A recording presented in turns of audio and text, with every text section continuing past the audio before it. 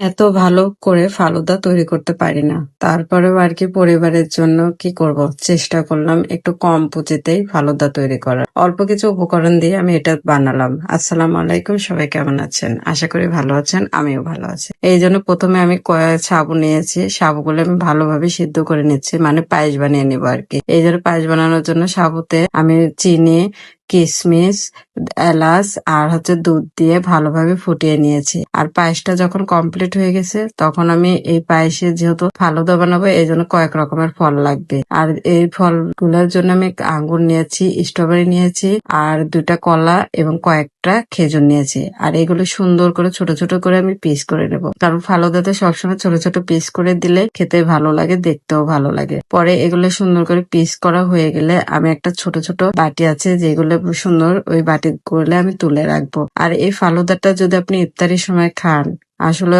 অনেক ভালো লাগবে খেতে, কারণ দেখা যাচ্ছে এটা হলো একদম আমি মনে করি স্বাস্থ্যকর একটা ঘরোয়া পদ্ধতিতে খাবার। কারণ ভাজা পুরি খাওয়াচ্ছে ইফতারির সময় এই ধরনের খাবার হলে আসলে ভালো লাগে। বিশেষ করে আমার পরিবারে তো সবাই খুব পছন্দ করে, এই জন্য আর কি আমি একটু চেষ্টা করি বানানোর। যাই ঘরে থাকুক সেটা দিয়েই বানিয়ে ফেলি। পরে আমি পায়েসটা একটা বলে ঢেলে নেব। নেওয়ার পরে এতে আমি প্রথমে আঙ্গুর, স্ট্রবেরি, খেজুর, কলা সবগুলো উপকরণ একসঙ্গে অ্যাড করে দেব। পরে সুন্দর করে মিক্সিং করা হয়ে গেলে দেখুন কি সুন্দর একটা লোভনীয় স্বাস্থ্যকর খাবার। অবশ্যই এটাকে আমরা ফালুদা বলে, অনেকে আবার পানীয় বলে, পায়েসও বলে, যে যেটা বলতে পারে আর কি। আর এই খাবারটি খেতেও না দারুণ লাগে। যদি আপনাদের কাছে ভিডিওটি ভালো লেগে থাকে তাহলে শেয়ার করে রাখবেন।